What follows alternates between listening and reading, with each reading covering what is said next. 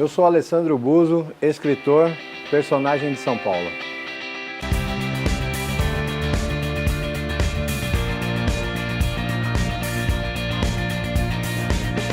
Eu nasci no Itaim Paulista, zona leste de São Paulo. Desde menos de um ano de idade eu fui morar lá e morei lá boa parte da minha vida aí. Eu tenho 43 anos, então eu cresci na década de 70, então as brincadeiras ainda era peão, rolemã, bolinha de gude, tudo isso eu brinquei. Era uma era antes da tecnologia, né? Então a gente brincava, quando na minha infância a rua ainda era de terra, com valeta passando ao lado, a gente jogava bola, a bola caía na valeta. Vivi essa infância de verdade, diria. Gostava muito desse lance que a gente fazia nossas próprias brincadeiras. Uma simples tampa de panela podia ser um volante de um carro e você saía brincando. Bem diferente de hoje. Eu acho que outros tempos, né? Hoje o menino já cresce com o celular na mão. Existe toda uma tecnologia, existe uma preocupação com a segurança muito maior do que naquele tempo. Naquele tempo a gente jogava taco, a bolinha quebrava o vidro do vizinho, sumia todo mundo, só aparecia depois de um dia. Era bem divertido e bem espontâneo. Comecei a estudar na escola municipal lá, né, que chamam Antônio Arthur Begby, fica no Jardim Campos, no Itaim Paulista. Uma infância normal, meu pai era metalúrgico, minha mãe era dona de casa. Quando eu tinha por volta de 10, 11 anos, meu pai saiu de casa e passou a não ajudar muito, depois passou a não ajudar nada. Então minha mãe, que era dona de casa, passou a trabalhar de empregada doméstica e eu, com 13 anos, tive que deixar de só estudar e começar a trabalhar no centro de office boy. Em 1985, arrumei meu primeiro emprego com 13 anos e comecei a minha vida a trabalhar para ajudar em casa por conta dessa ausência do meu pai a partir dos meus 12 anos. No começo, com 13 anos, meio que moleque ali no meio daquela multidão, fiquei meio perdido ali, né, achando tudo muito cheio, tudo muito difícil. Mas aí você começa a encontrar o vizinho, o amigo, e aí você vê que tem umas turmas que vão junto. Aí eu me familiarizei numa dessas turmas aí, e aí as coisas começaram a ficar mais divertidas, a galera ia bagunçando, brincando e tal. E assim, a gente passava o tempo jogando um carteado no trem, brincando, zoando um com o outro. E aí eu me encontrei, fiquei nesse métier aí por muitos anos. Aí é terrível, muda tudo, né? Tinha a responsabilidade da casa era dele, aí quando ele saiu, ficou meio que perdido, um barco sem comando ali, né? Até minha mãe se recompor e começar a trabalhar de doméstica.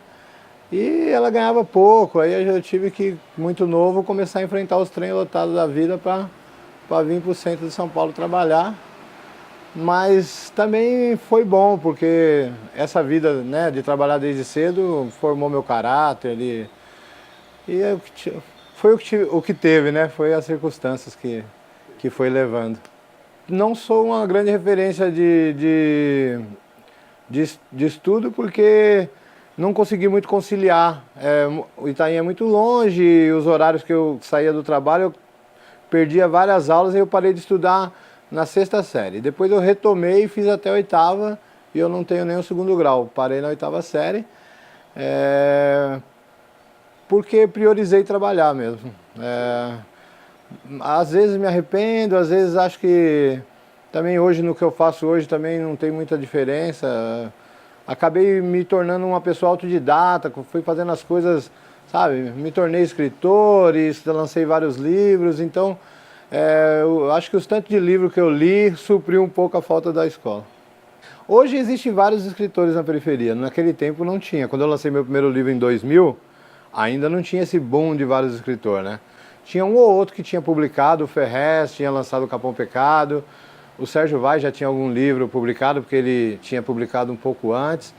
E a gente sabia que existia o livro Cidade de Deus no Rio de Janeiro, mas ainda não era famoso porque não tinha o filme. Então eu fui um dos primeiros a publicar, né? Eu escrevi um livro porque eu escrevi um texto falando sobre a situação do usuário dos trens. Chamava Ferrovia Nua e Crua. Eu mandei para a ouvidoria da CPTM para ver se eles olhavam para o nosso lado. Não tive resposta. Mandei para vários lugares da mídia. Eu era um cara que sempre li jornal impresso. para passar o tempo no trem, eu comprava o jornal impresso. Aí eu peguei lá, Folha de São Paulo, Estadão, todos os jornais, e eu mandei o texto pro endereço ali e não tive nenhuma resposta. Aí, achando que o texto precisava ser lido e alguém precisava dar atenção para ele, tirei 50 xerox e distribuí para as pessoas que pegavam o trem comigo. Essas pessoas, no dia seguinte, no mesmo dia ninguém falou nada. No dia seguinte todo mundo estava comentando o texto. Eu nem estava, cheguei lá, nem estava focado, o pessoal vai comentar o texto, porque ninguém dava satisfação pro texto, né? Então eu achei que ia ser mais uma vez passar batida. Mas no outro dia todo mundo, pô, eu me senti representado pelo texto. Eu falei dos ambulantes, os ambulantes, pô, até que enfim alguém não falou mal da gente e não sei o quê. E aí, com o passar do dia a dia após esse texto, as pessoas começaram a falar, por que você não escreve um livro do trem? Porra, cara, eu achei a ideia atraente, eu já era leitor, porque minha mãe me ensinou a ser leitor, minha mãe lia e me passou isso pra mim. Então assim, soou bacana esse lance, escrever um livro. Só que eu comecei a escrever num caderno à mão, não tinha computador em casa, nada, e não tinha a mínima ideia de como publicar se o livro viesse a ficar pronto.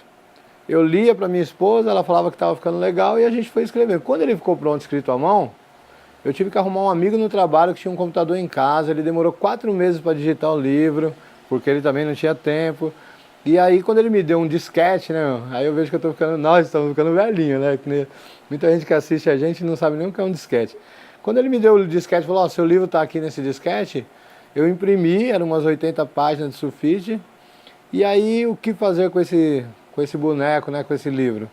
Eu comecei a pegar os livros que eu tinha em casa, olhar o endereço das editoras que tinham lançado aquele livro e mandar uma cópia. E também comecei a mandar para algumas empresas. Desde os 13 anos eu trabalhei muitos anos em contabilidade, então eu sabia fazer esse métier de procurar as coisas. Mas era eu que inventava as ideias. Não tinha um plano a seguir, né? Então eu, comecei a mandar para algumas empresas pedindo patrocínio também. Eis que as respostas começaram a surgir. Algumas empresas falavam que não podia apoiar porque estava fora que a verba anual de cultura já tinha sido esgotada e blá blá blá. E algumas editoras falando que estava fora do padrão editorial deles, que não, né, mas que boa sorte. Eu recebi várias respostas de boa sorte. E aí, nesse meio tempo, começou a chegar algumas editoras independentes, falando, ó, você paga o custo e você pega o livro, faz o livro e vende, você sai vendendo. Só que eu não tinha essa grana, assim, eu lancei o livro em 2000, eu casei em 98, meu filho nasceu em 2000, no mesmo ano do livro. Eu estava com um filho recém-nascido, cheio de dívida, o dinheiro do salário só dava para pagar as contas, quando eu dava para pagar todas. Não tinha nenhum dinheiro guardado para nada, nem para uma emergência, então não tinha dinheiro para fazer o livro independente. As pessoas queriam fazer 500 exemplares, era muita grana. E aí fiquei naquela frustração de achar que o livro nunca ia sair. Aí um dia, cara, era a primeira vez que eu ia dar uma entrevista para televisão na minha vida, parou geral e fez uma roda ao redor da gente, né, cara? Aí eu, travei, falei, meu, não vou conseguir nem falar. Aí eu falei, sabe uma coisa, eu vou focar no repórter aqui, vou responder para ele, não vou ver se o pessoal tá gostando ou não. E falei. E a entrevista foi pro ar. A matéria foi grande, matéria grande e tal, e passou 3 caras tentando publicar o seu livro. Aí eu virei celebridade sem ser, porque todo lugar que eu ia, os caras, pô, eu te vi na televisão, eu te vi na televisão. E, pô, no começo eu achei legal, aí o pessoal falava, e o livro? Aí alguns tinham entendido que o livro não existia, outros não. Ah, o livro ainda não saiu, quando sair e tal, opa, beleza. Aí foi passando o tempo e começou a ficar chato. O pessoal, oh, e o livro? Ah, o livro não existe ainda. Ah, já comecei a ficar meio que sem paciência de explicar. Aí um dia meu gerente, eu vendia alimento nessa época, né? Eu tinha trabalhado por mais de 10 anos em contabilidade, depois dessa fase aí, não arrumei mais tempo no meio. Achei que eu ia trabalhar com isso a vida inteira, aí não arrumei mais um emprego, tive que procurar emprego de outras coisas. Aí me tornei vendedor de alimentos nos atacadistas da zona cerealista, vendendo para grandes restaurantes, no telefone. Então, eu estava trabalhando numa empresa, nesse mesmo ramo, só que era em Guarulhos, e o meu gerente me chamou um dia e falou, Alessandro, faz o favor. Aí eu sentei na mesa dele achando que ele ia falar que eu estava meio viajando nas ideias, na maionese lá, e ele falou assim, e o livro? Aí eu falei, puxa, até você vai me perguntar desse livro. Aí eu expliquei para ele, não, entendi que o livro não existe, o que falta para existir? Eu falei, a única forma do livro sair é independente, e isso custa X valor. e eu não tenho essa grana. Ah, me dá uma cópia do livro que eu vou dar pro dono da empresa. Eu dei naquelas, né, meu, sem achar que ia dar algum retorno. Aí, quando passou um fim de semana prolongado, alguma coisa parecida, a secretária me chamou falando que ele queria falar comigo. Cheguei lá e falou, ah, tá, eu gostei do livro, eu li. Quando ele falou que leu, eu fiquei orgulhoso. Ele falou, eu li e tal, eu gostei do livro. O que você precisa para publicar? Eu falei, ó, o custo para mim fazer o livro independente, 500 exemplares, é cerca de 3 mil reais. Só que eu não tenho nenhum dinheiro guardado, não tenho nenhuma economia para investir nisso. Aí ele falou assim, quando você precisar de 1/3 desse valor, eu não vou emprestar, eu vou te dar. Ou seja, ele me dava 1.000 dos 3 mil. Pô, eu saí da sala dele mó frustrado. Eu falei, pô, eu não tenho os outros dois, nunca vou pegar o 1.000 dele. Só que aí, depois de uma noite, cabeça no travesseiro pensando, eu falei, poxa, vou de novo nas editoras que eu já conversei independente, vou oferecer o 1.000 de entrada e vou fazer o livro e parcelo o restante. E assim eu virei escritor. Lancei meu primeiro livro em dezembro de 2000.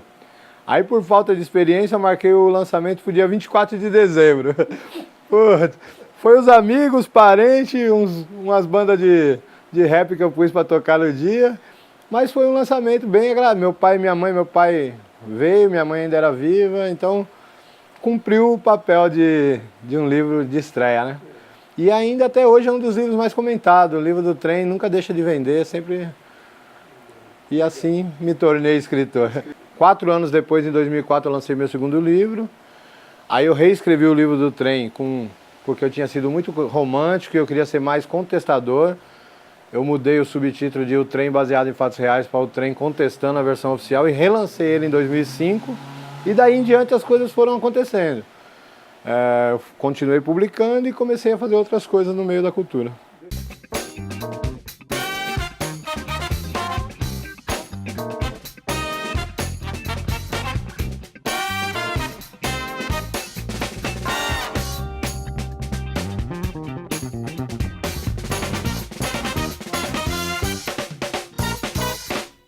Eu tinha um evento desde 2004 no Itaim Paulista. Ele existe até hoje. Antigamente existia 3, 4 por ano, é o Favela Toma Conta. Antigamente a gente fazia 3, 4 edições por ano. Ultimamente, nos últimos anos, tem sido só no Dia das Crianças. Mas enfim, eu fazia esse evento desde 2004. Quando eu decidi, em 2007 para 2008, eu cheguei na minha esposa e falei, eu vou largar o emprego, porque tem cada vez mais coisa aparecendo, convite para palestra, para viajar. Comecei a ir para o Rio de Janeiro, para o Paraná, para outros estados, fazer palestra e tal, falar dos meus livros. E o emprego era um lugar que me prendia, porque toda hora eu tinha que pedir para sair, eu acabava pedindo para sair mais do que o normal e tal. O meu patrão até apoiava, não era o mesmo da época que eu lancei o primeiro livro, era uma outra empresa de alimento. O patrão até gostava e tudo, mas ele começou a falar, pô, não dá, você toda hora tem uma coisa. Aí eu cheguei na minha esposa e falei, vou deixar de trabalhar de empregado e vou investir só em trabalhos que tem alguma ligação cultural. Aí beleza, ela falou, vamos tentar, se não der certo, depois procura outro emprego, não sei o quê. Foi o que eu fiz, larguei o emprego, por um tempo ainda fiquei atendendo meus clientes de casa, por uns 6 meses ainda fiz de casa, depois parei de vez. Só que o dinheiro acabou, né, meu? O dinheiro acabou e aí veio a dificuldade. E eu lembrei de uma produtora que é nesse prédio aqui que a gente está, no Bexiga.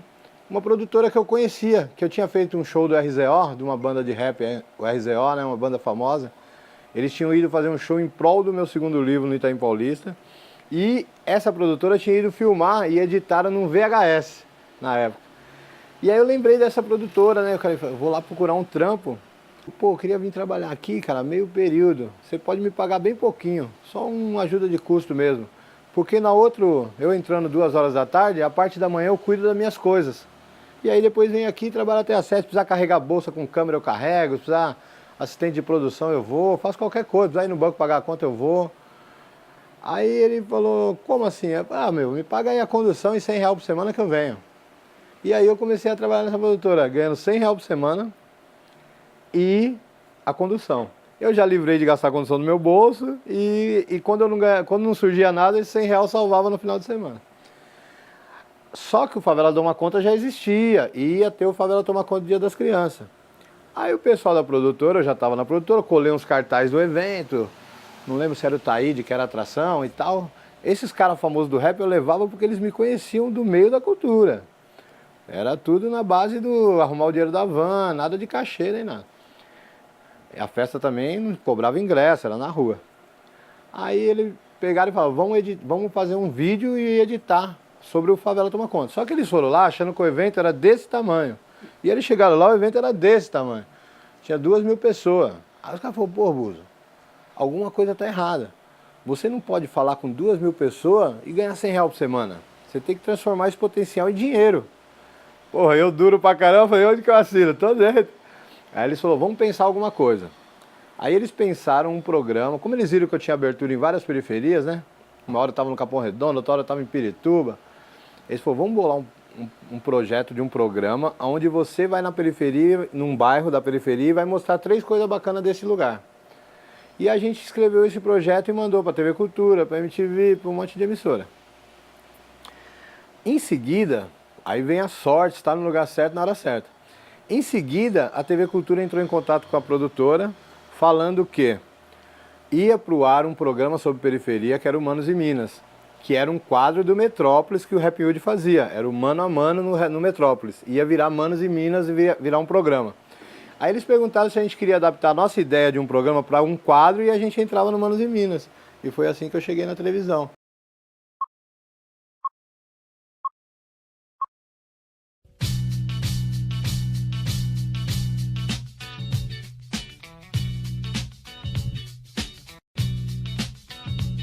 Só Manos e Minas, o busão de novo na estrada, firmeza? Estamos indo para Piracicaba, onde vamos conhecer a Casa de Hip Hop de Piracicaba e também um evento que vai rolar lá pelo Sesc, que chama Primeiro Transpira.